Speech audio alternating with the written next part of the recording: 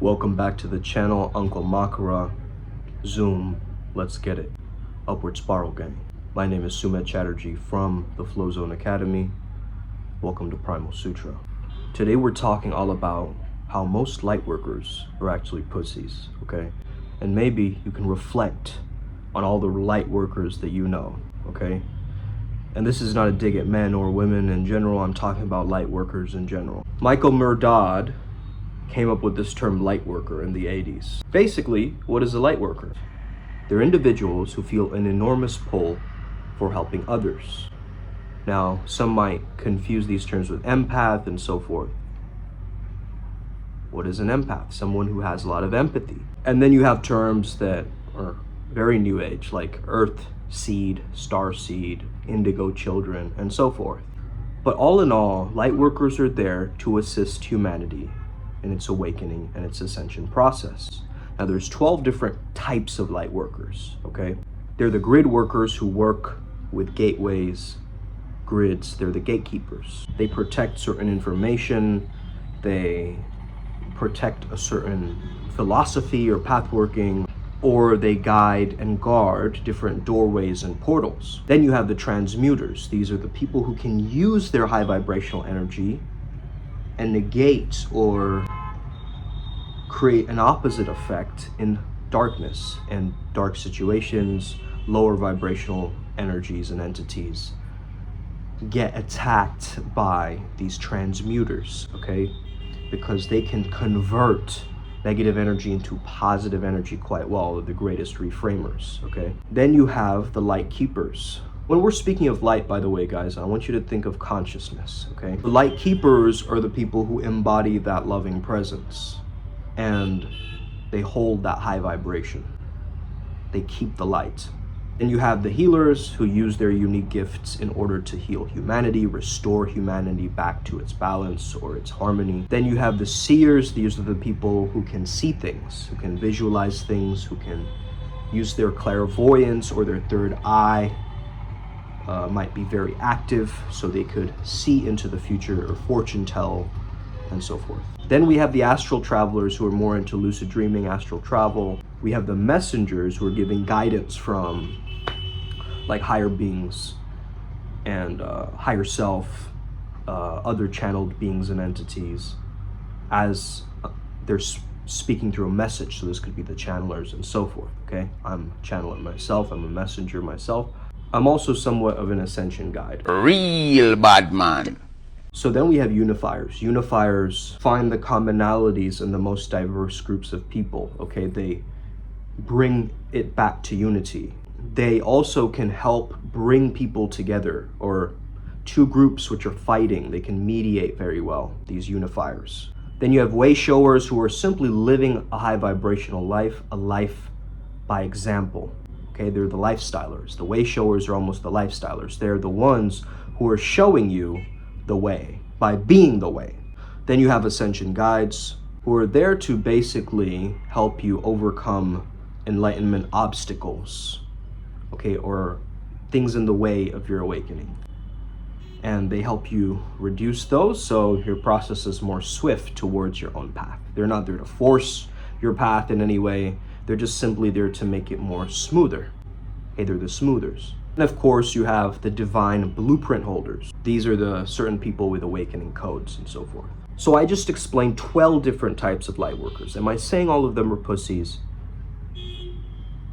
That's what it seems like. You see, the word occult means hidden. What is unconscious, subconscious, superconscious? Thoughts are hidden within our body mind. So true occult knowledge or wisdom, you're becoming more aware of what you have hidden in your subconscious, what you have sealed, right? Hermetically sealed. All of these things mean hidden or concealed or secret, okay? Why? Because they did not want the public to know, okay? These were secret practices.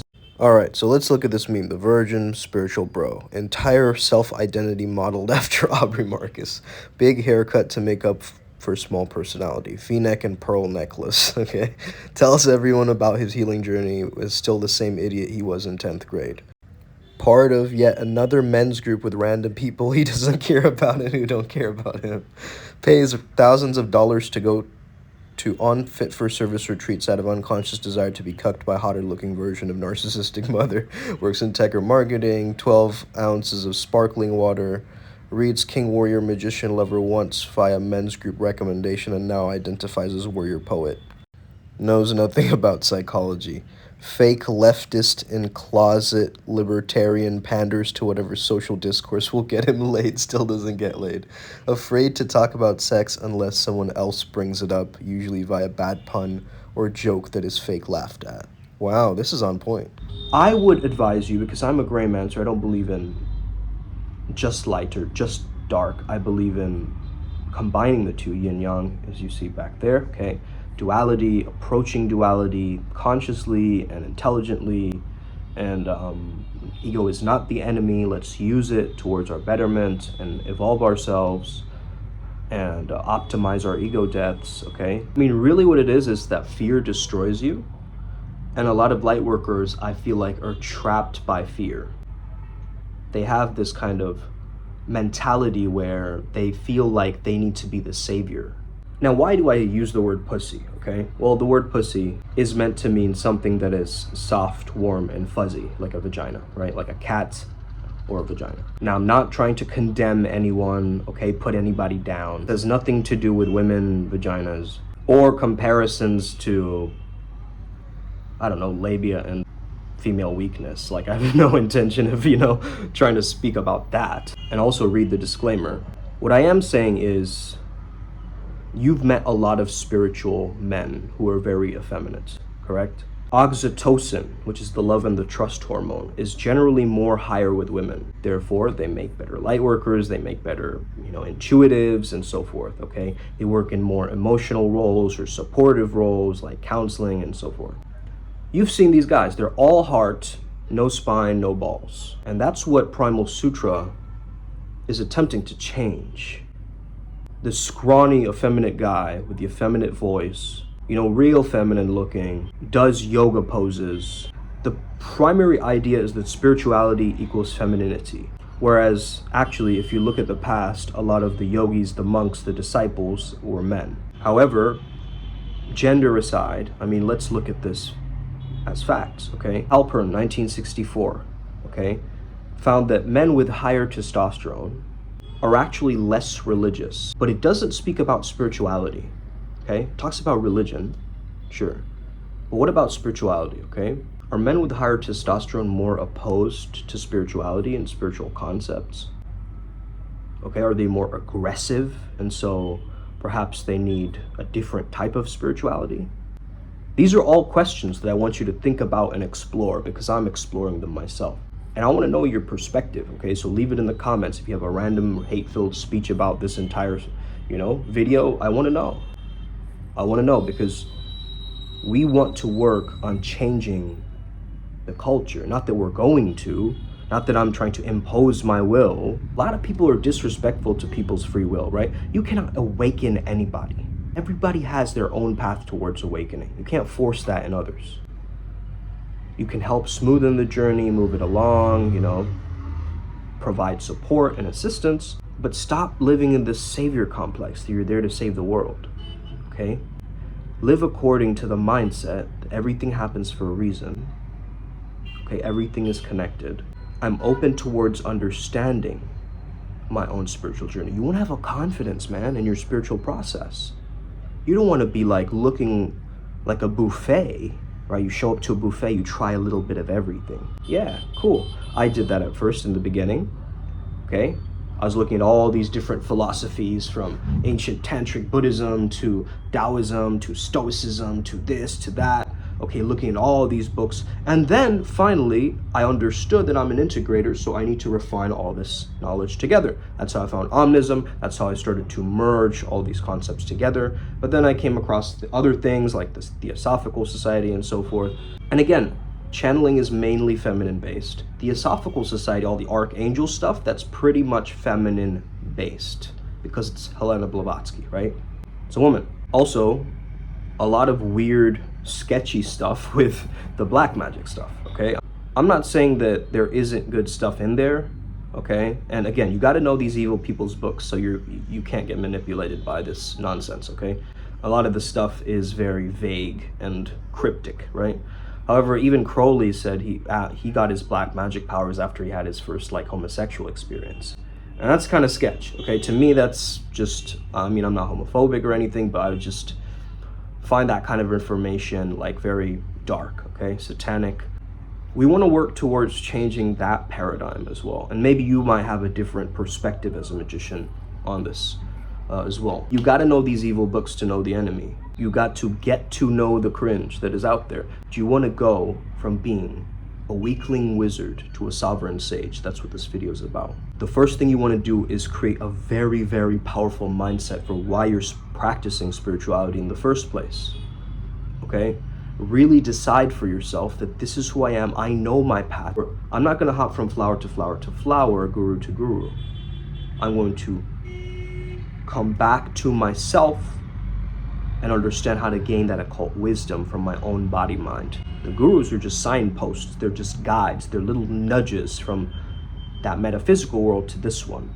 Second thing, gotta have a meditation practice of some sort, or a practice of basically going into no mind or shutting off the mind, because that is only when you can get those subtle senses. I was practicing Vipassana, understanding it's almost like earth magic, because you're noticing the air out of your nostrils, right? And as you become more aware of the air coming out of your nostrils, you start also noticing like the hair on your skin and all the little subtle energies in your body. And that happens through meditation. You become more aware of what is actually surrounding you, right? Different entities or different things, you will be much more aware of what is out there. Now, maybe you're like, I don't want to do that, so I don't want to meditate. Well, meditation has a lot of benefits. It's not just making you more sensitive to subtle energies, okay? It also helps improve concentration, okay? Lower your depression and anxiety, okay? It has a lot of benefits. So we live in a very information overload age, right? You're probably distracted. You have 1,000 different tabs open and you're still watching this video. Maybe you're like taking a shit and listening to this video in one ear, or you're like cooking and doing something else.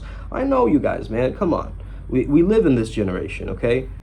And everybody wants the quick bite-sized, information in like 2 seconds. They want to learn everything there is to know in 2 seconds. That is the mentality that you're currently living in. And that's why, people born after the 2000s, you'll notice are more feminine, because 2 is a feminine number in numerology, okay? So that means, and again, these aren't like overgeneralizations or whatever. I'm just creating logic, through what I'm understanding. So if you're born in the year 2000, the Gen Z, Gen Y, whatever, like the young kids, right? Who are being born into this generation, into this participation trophy, do whatever you want, you can be whoever you want, right? This kind of world, we're starting to get more feminine, spiritual, kind of chaotic and lost also individuals, right? Like not really knowing what to do, where to go, right? Being overstimulated by all this social media, right? Where's that masculine heroism that we used to have in the past, right? I'm sure some of you older listeners are going, man, back in the day it was so different, right? What happened to us? Well, yeah, over time we became more and more, free and outgoing. And again, I don't want to make this political either, I'm not trying to say that there's one particular way to, rule or whatever. But understand that sometimes you're just being a bitch as a light worker, right? You've seen these light workers, they're wimpy, okay? That's not to cast judgment on them, because I was that light worker myself, okay? So I notice it in myself. That's how I'm able to point it out in others, right? Otherwise, how am I able to talk about this topic? So I used to be a very feminine, compassionate, open-hearted light worker, but I realized that I needed mental toughness to deal with this physical world. I needed the mental toughness to deal with the duality of the material world. You need the mental fortitude, that strength. That's where the Stoicism comes in. That's where these different philosophies come in. The mental tech that we keep learning. Character, optimization and hybridization, okay, as Osmosis would say. That's one of my guides, by the way. I mean, essentially, light work is helping humanity. So let's get back to that basic and that understanding. You're there to help humanity, and you can help humanity through love, acceptance, kindness, compassion. These are feminine qualities, you can say, but I think they're universal qualities, man. We don't have to label them as gender specific. I think they're things that we all need. We all need that sense of love and unity. Maybe in romantic love, if we're talking about that, I guess men experience that quite differently from women. That's just my own perspective, okay? I could be wrong. My idea is that men don't really, they value much more significance than the connection aspect. However, if you can feel both, that's the benefit too. Like if you as a woman can feel significant in the relationship as well as feel loved and connected to your partner, I mean, that's the best outcome, right? Then you have your balanced internal polarities, okay? But a lot of people think this balanced polarity means to be androgynous, to, wash away any kind of, structure in myself or whatever. Like, let's say that you are spiritual, you are becoming boundaryless, okay? Your self-esteem that you build up, it gets erased through spirituality, right? If you're working on yourself, you're drawing, right? However, letting go, spirituality, surrender, the process of opening up to God or the universe, is the eraser. So it almost feels like, oh, I built up all of this, why am I, erasing it? Like you see a lot of, like the monk who sold his Ferrari, for instance, right? It's like that, they reach that precipice and that understanding that, hey, life isn't all about fame, riches, and what I was sold. That's a false narrative. I'm gonna go my own path, boom. And then they figure out a way to break out of that paradigm, okay? It's all about the paradigms that keep people trapped. You see what I mean? In spirituality, like, you really got to know how to contemplate spirituality through the course of your lifetime, okay? It's not gonna happen like just like in one weekend getaway seminar. Yeah, man, I would just say become committed as a light worker. Start exercising your masculinity, your leadership. Like, start taking chances, start taking risks. Valid and constructive risks, right? Not silly, stupid risks, okay? Heroic risks that require you to be calculated when you take that risk, okay? Be a little bit in your masculine, because it'll give you the structure as a light worker to actually get shit done and move forward and maybe even earn money through your healing and what you're doing. I see a lot of healers and spiritual people that, like, I can't sell, I can't, ask for money, I can't. Okay, and that's the collective narrative. You're just tapping into the collective consciousness of this thing. You need to tap out of there and create your own ideas about abundance, wealth, magnetism, spirituality, and live it. I'm all for self-improvement. So if you are going to some manifestation seminar in, Arkansas, and you found the one speaker who really speaks to your soul, and like, yeah, go for that. Like, I'm not saying no, but don't use it as a crutch or like some kind of band-aid solution, because that's what a lot of people do. They look for band-aid solutions instead of deep healing. I have that video on this channel, right? You cannot be afraid on the spiritual path. That's what creates a lot of these weak light workers, in my perspective, is the anxiety, the stress of being found out as weird, or like, maybe you'll be isolated from your friends and family. Like, that's the big fear, right? And again, that happens to a lot of people. And the thing is, that fear that you have will destroy you. You need to get rid of that fear. You need to transmute that fear and label it as excitement, label it as unfamiliarity, label it as something that you don't know, that you're willing to explore because you are a psychic explorer. Okay, you are a psychonaut. You go inwards. You allow yourself to explore the internal worlds in order to figure out your own systems on the outside world, okay? I have a system, it's called Primal Sutra. I'm not saying my system is your system, but if you resonate with what I've said so far, if you look at all the light workers around you and you're like, man, what a bunch of bitches, okay?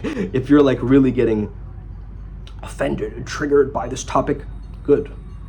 That means you're on the edge of what you know. The absent father, the man who sedates himself and becomes isolated, These things are happening, we're shaming masculinity at a time when men's mental health is at its worst.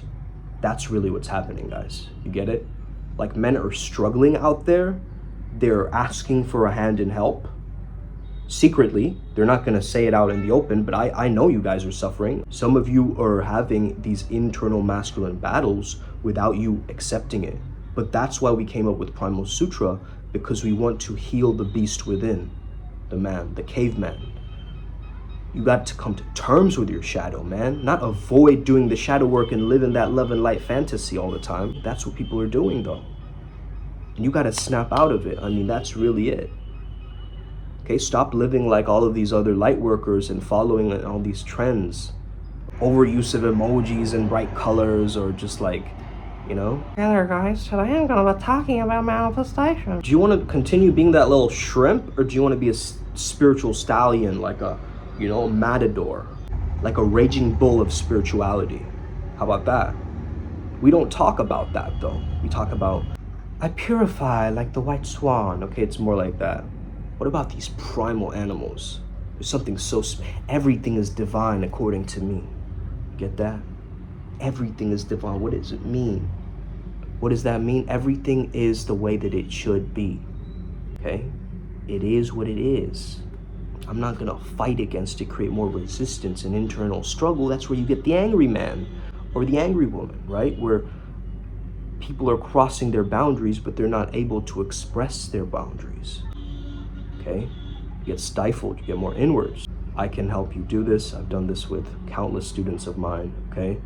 And I've done this for a long time, man, okay? I'm almost 30, and yeah, it's gonna be a good year. Let's keep building, guys. We got this. Upward Spiral Gang. If you have any questions, shoot me a message. Oh, this is gonna cause ripples. Let's get it. Upward Spiral Gang, boss.